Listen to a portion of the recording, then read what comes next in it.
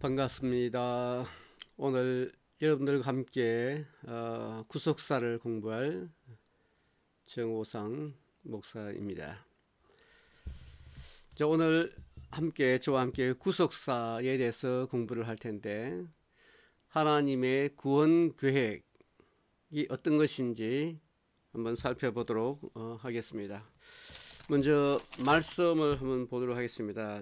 창세기 1장을 한번 보시게 되면, 창세기 1장 14절 말씀을 한번 보시기 바랍니다. 창세기 1장 14절 말씀을 보시면, 하나님이 이르시되 하늘의 궁창에 광명체들이 있어 낮과 밤을 나누게 하고 그것들로 징조와 계절과 날과 해를 이루게 하라, 이렇게 되어 있는데, 여기 보시면 계절이란 단어가 있습니다. 계절. 자, 여러분들이 생각하실 때 계절이란 단어가 어떤 것을 의미할까요? 계절이 과연 뭘까요? 우리가 언뜻 생각하기에 봄, 여름, 가을, 겨울이 계절이라고 생각을 할 건데요. 이 계절이란 단어가 히브리의 모에드라는 단어입니다. 모에드. 이 모에드는 appointed time이죠. 그러니까 지정된 시간, 약속된 시간을 모에드라고 합니다. 그러니까 지금 우리 한글 번역이 잘못된 거죠. 약속된 시간. 다시 말씀드리면 그 계절이란 단어는 하나님의 시간표라는 것입니다. 하나님께서 일을 하시는데 하나님은 무계획으로 일하시지 않고 하나님의 그 시간표에 따라, 하나님의 그 플랜에 따라서 일을 하시는데, 그 플랜이 뭐냐? 바로 모에드라는 단어라는 것이죠. 그래서 우리가 하나님의 계획을 잘 알게 될 때 우리가 성경을 제대로 이해하게 되는 것이죠. 그래서 오늘부터 몇 주간 저와 함께 하나님의 그 구원 계획에 대해서 살펴보는 시간을 갖도록 하겠습니다. 왜냐하면 하나님의 구원 계획을 우리가 공부해야 될 이유는 뭐냐면, 이 성경이 바로 하나님의 구원에 관한 책이기 때문에 그렇죠.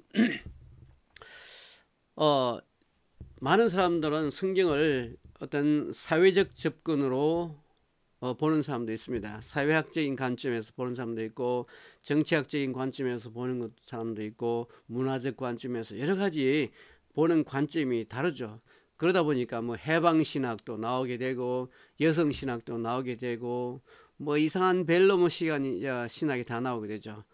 자, 그 모든 것은 다 성경적이 아니죠. 우리가 정말로 성경에서 원하는 것은 하나님의 구원이 어떻게 이루어지는지, 그 구원에 관한 것이 바로 성경이기 때문에 오로지 하나님의 관점에서 성경을 바라봐야 되고, 그 초점을 바로 예수님에게 두어야 된다는 것입니다. 어떠한 것에도 관심을 두지 마시고 오직 예수 그리스도에 초점을 맞춰서 성경을 공부하셔야 되겠습니다.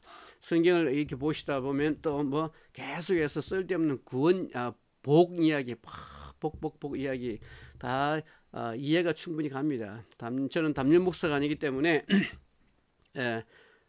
제 자신껏 성경에 관한 것을, 진리를, 말씀을 전할 수가 있는데, 혹시 다른 교회 가서 설교 초청을 받을 때 참 갈등이 되고 고민이 되긴 하더라고요. 성경의 진리의 말씀을 제대로 전해야 되는데 성도들의 눈치가 정말로 보이는 거예요. 그리고 담임 목사님의 눈치도 보여가지고 그냥 괜히 또 복 이야기를 해야 되고 복 받는 이야기를 이렇게 하게 되는 그런 경험을 하게 되는데, 성경에서 항상 복만 이야기하는 게 아니잖아요. 성경의 참된 진리를 우리가 바르게 이해하고 참된 성경을 우리가 가르치게 되면 복은 저절로 따라오는 거예요. 그러니까 복 이야기 하지 않아도 우리가 말씀을 제대로 알고, 말씀을 제대로 우리가 배우고, 말씀을 제대로 우리가 잘 지키고 행하면 복은 그냥 따라오는 거예요. 굳이 복 이야기를 하지 않으셔도 됩니다. 그러니까 성경의 참된 진리를 잘 가르치는 여러분들 되시기를 주의 이름으로 축복을 드리겠습니다.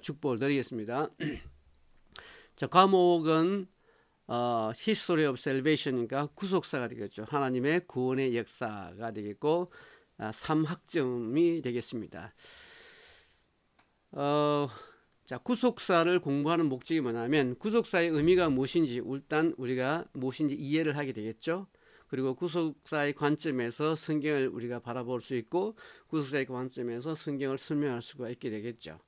성경을 구원의 책으로 가르치기 위해서 우리가 공부를 하게 되는 거죠.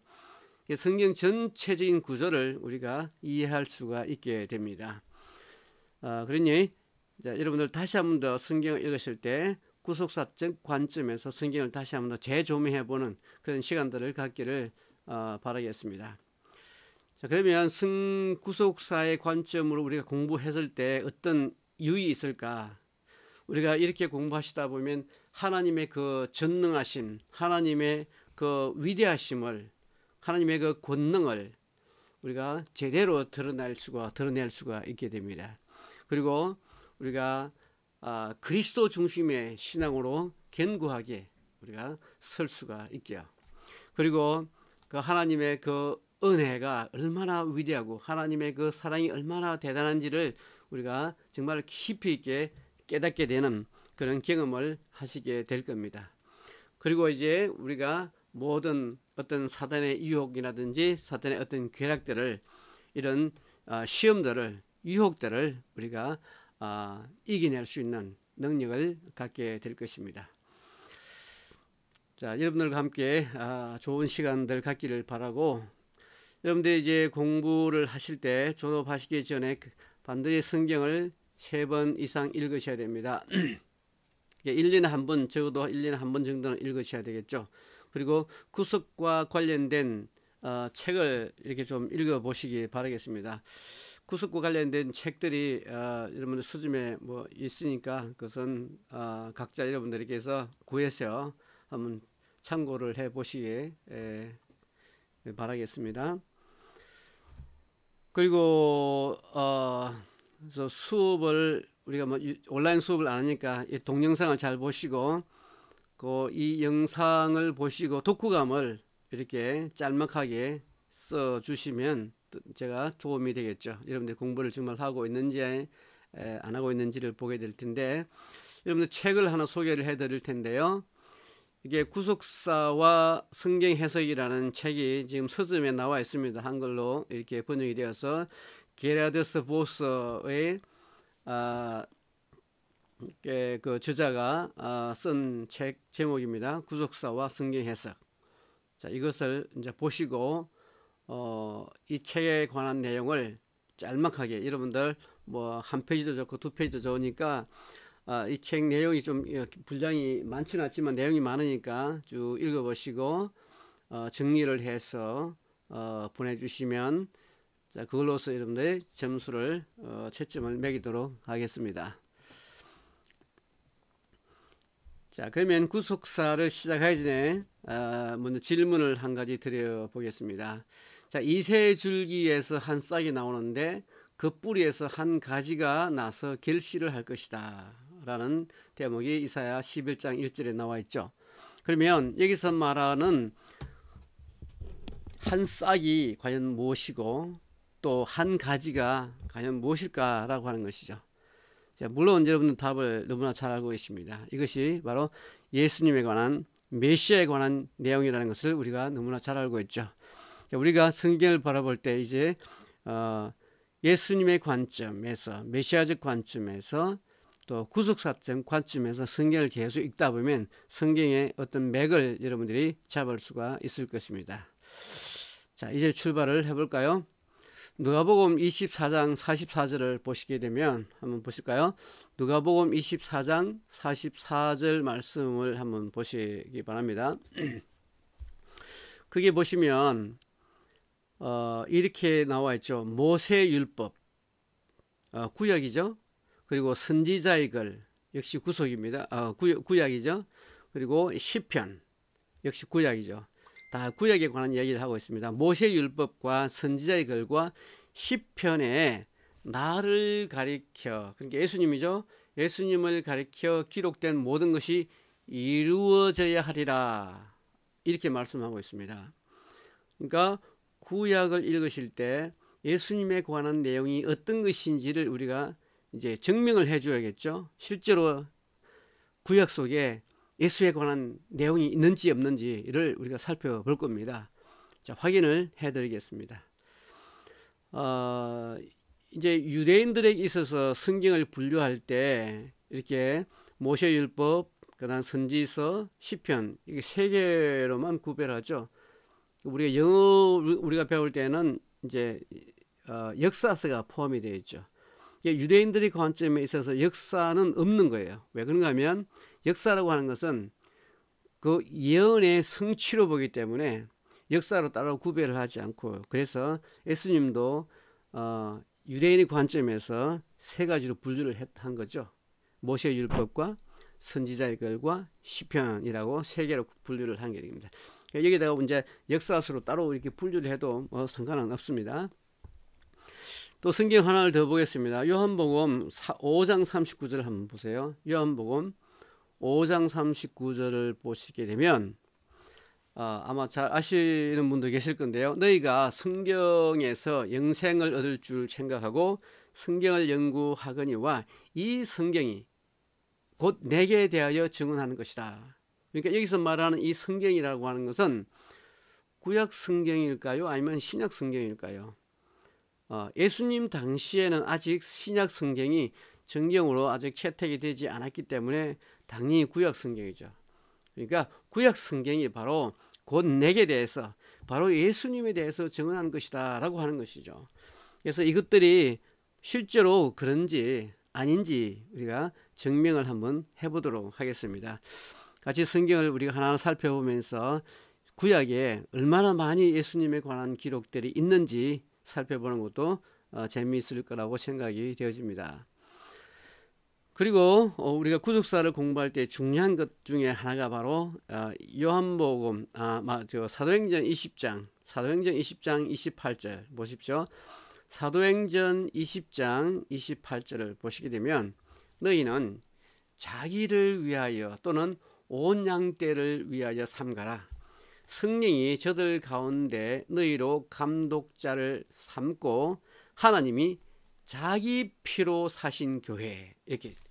자, 자기 피로 사신 교회. 그러니까 자기 피라고 하는 것은 누구겠습니까? 바로 예수님의 교회. 예수님 자신의 피죠.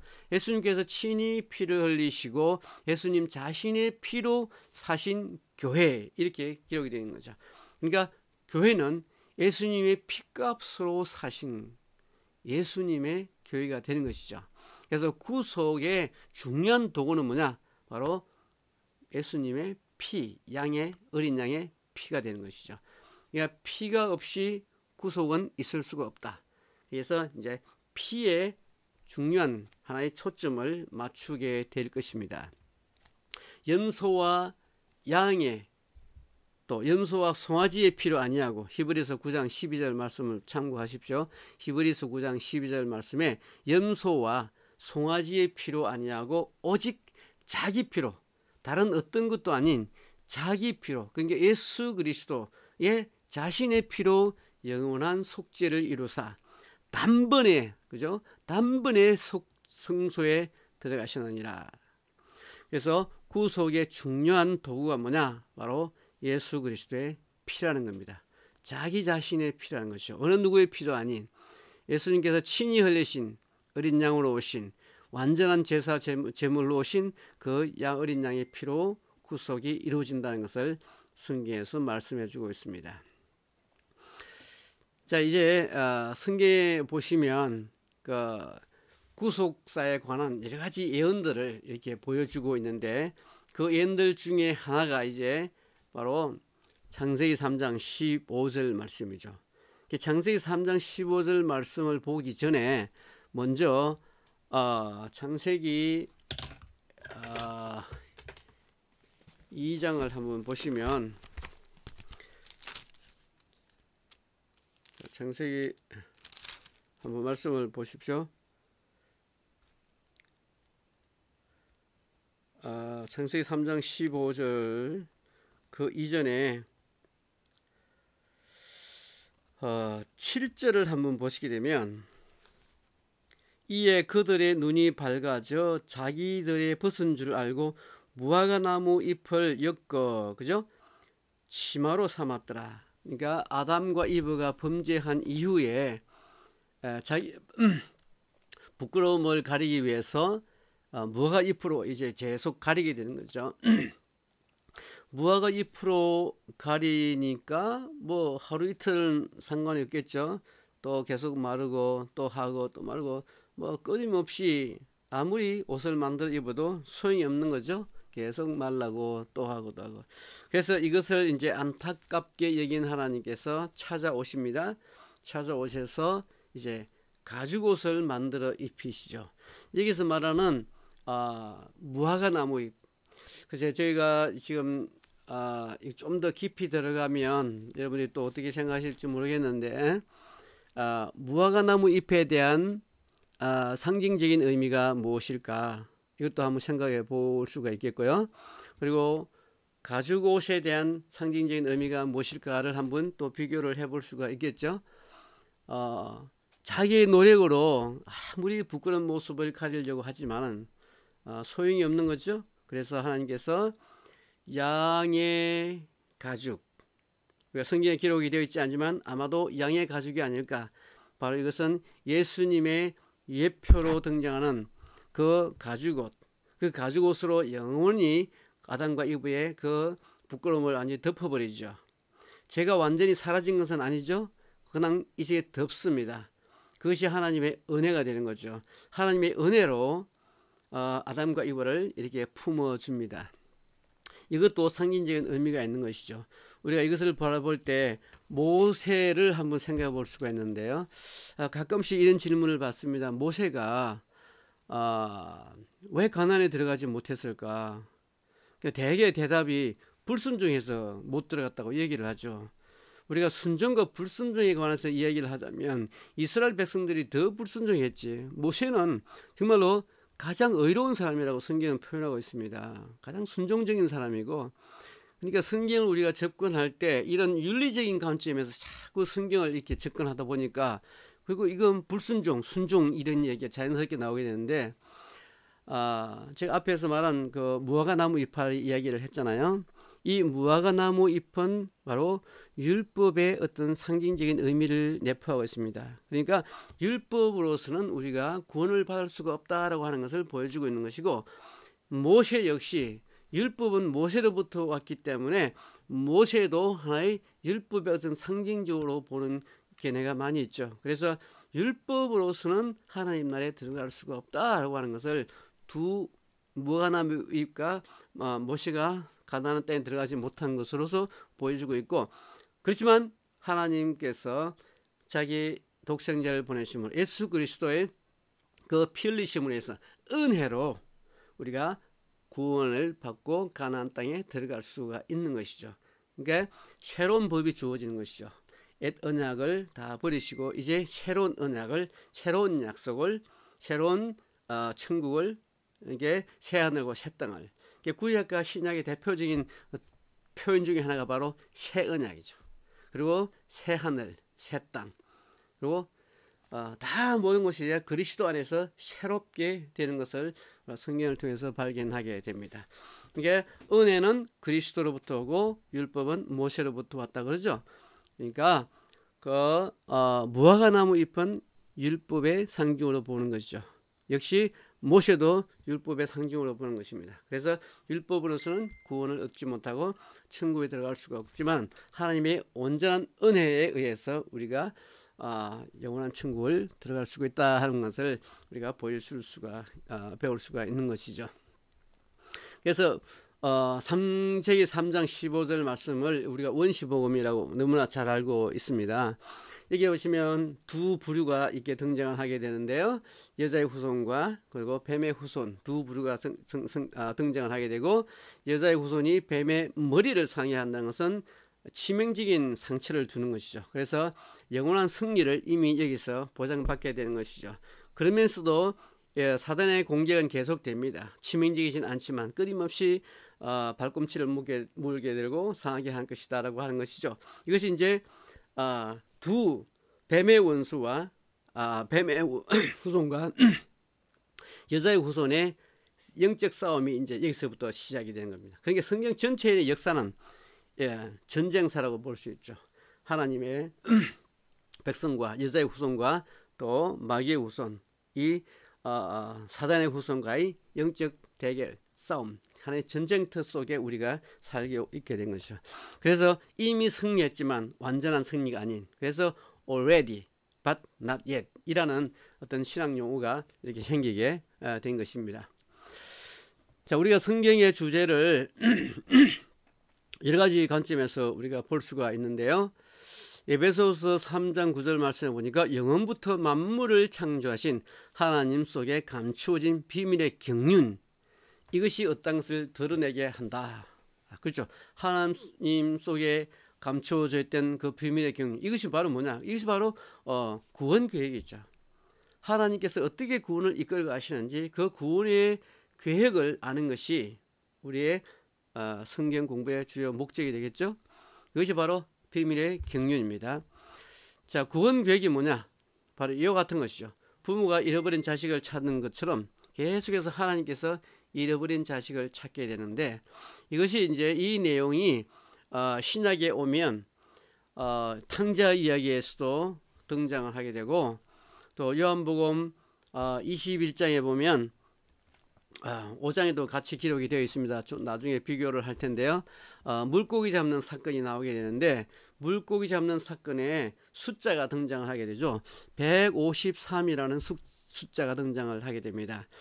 여러분들 153의 숫자를 아마 여러분들 의미를 알고 계신 분도 계실 것이고 모르시는 분도 계실 것인데, 153이라고 하는 것은 창세기 6장에서 등장을 하게 됩니다. 여러분들 아시는 것처럼 히브리 알파벳에는 다 숫자 값이라는 게 있잖아요. 자, 게마트리아라고 합니다. 그 숫자 값이 이제 알레프는 1번이죠. 1, 베이트는 2. 그래서 22번, 22개의 알파벳이 있습니다. 타브가 이제 마지막 글자예요. 그 타브가 400이죠. 400이 제일 큰 숫자가 되겠는데요. 이 153이라는 숫자는 창세기 6장에서 보면 하나님의 아들들이란 단어가 나오게 됩니다. 그 하나님의 아들들의 그 히브리 단어가 버네이 하 엘로힘이라는 단어인데, 그것을 숫자 값을 계산하니까 바로 153이 되는 거죠. 그래서 신약에 등장하는 그 153이라는 숫자가 153이죠. 그것은 바로 뭐냐? 하나님의 아들들이라는 거죠. 그래서 우리가 왜 전도를 해야 되냐? 그 사람들이, 이 세상에 있는 모든 사람이 다 하나님의 아들들이기 때문에 우리가 되찾아와야 된다는 거죠. 지금은 다 잃어버린 자식이 된 거죠. 사탄에 의해서 다 잊어버린 자식이 되는데, 이제 우리가 나가서 그 잃어버린 자들을 다시 찾아와야 된다는 거죠. 하나님께서 아담과 이브를 찾으셨죠. 어디에 있느냐? 그죠? 우리도 이제 나가서 그 잃어버린 하나님의 백성들을 찾아와야 되는 거죠. 그러니까 물고기 잡는 사건을 통해서 전도에 관한 이야기를 하고 계시다라고 하는 것을 우리가 성경을 통해서 알 수가 있는 것이죠. 자, 오늘 여기까지 서론 말씀을 드리고 다음 시간에 계속 이어서 말씀을 증거하도록 하겠습니다. 수고하셨습니다.